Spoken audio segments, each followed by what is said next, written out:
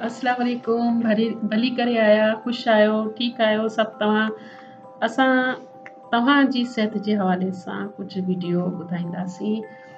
अॼु असां तव्हांखे हमल जे दौरान अल्ट्रासाउंड जे बारे में ॼाण ॾींदासीं। आख़िर में असां तव्हांखे ॿुधाईंदासीं त अल्ट्रासाउंड में ॿार खे को ख़तरो आहे या न। अल्ट्रासाउंड हिकु पैमाइश जो तरीक़ो आहे।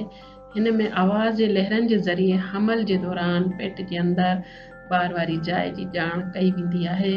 ही डायग्नोस हिकु अल्ट्रासाउंड मशीन जे ज़रिए थींदी आहे। हिन मशीन में हिकु स्क्रीन थींदी आहे जंहिंमें असां ॿार खे ॾिसी सघूं था। हिन मशीन में हिकु 4x4 जो हिकु आलो लॻल हूंदो आहे, जेको ही आलो माउ जे पेट ते रखियो वेंदो आहे। हिन जे ज़रिए स्क्रीन ते तस्वीर ईंदी आहे। तस्वीर अछी ऐं कारी रंग जी थींदी आहे। हिन तस्वीर में हामला माउ जे पेट जी ॼाण, वधण, ॿार जी हॾी, चमड़ी ऐं अंदरूनी एज़ा जे बारे में ॼाण हासिल थींदी आहे। हमल जे दौरान अल्ट्रासाउंड ईअं इस्तेमालु कयो वेंदो आहे। नंबर 1, ॿार जे वधण जिस्म जी नाप कई वेंदी आहे।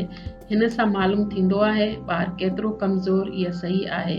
नंबर 2, हमल जे दौरान ॿार जे हयात जो अंदाज़ो लॻायो वेंदो आहे। हमल जो वक़्तु 40 हफ़्तनि जो थींदो आहे।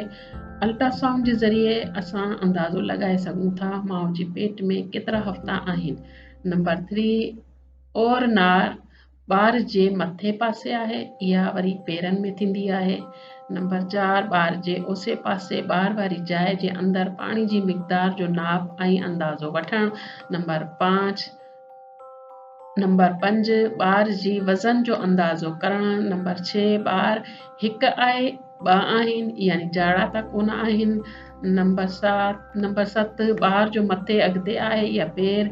हमल जे दौरान घणी दफ़ा अल्ट्रासाउंड कई वेंदी आहे। अल्ट्रासाउंड करण सां ॿार ऐं माउ खे को नुक़सान त कोन थींदो आहे। अल्ट्रासाउंड 60 सालनि खां इस्तेमालु थींदी रही आहे। अॼु ताईं हिन जे बारे में का बि ग़लति ख़बर न आई आहे। हिन करे अव्हां को बि ख़ौफ़ न कयो। अल्ट्रासाउंड जी वजह सां माउ ऐं ॿार ते को बि नुक़सान कोन थींदो आहे। आम तौर सां 3 अल्ट्रासाउंड कया वेंदा आहिनि। पहिरियों अल्ट्रासाउंड हमल जे 3 या 2 महीने में कया वेंदा आहिनि ऐं ॿियो अल्ट्रासाउंड 5 महीने में वरी 20 हफ़्तनि में कयो वेंदो आहे।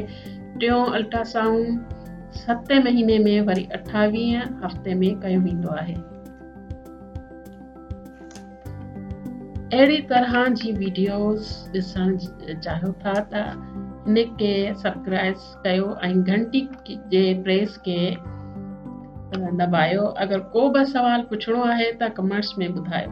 महिरबानी थींदी तव्हांजी, शुक्रिया।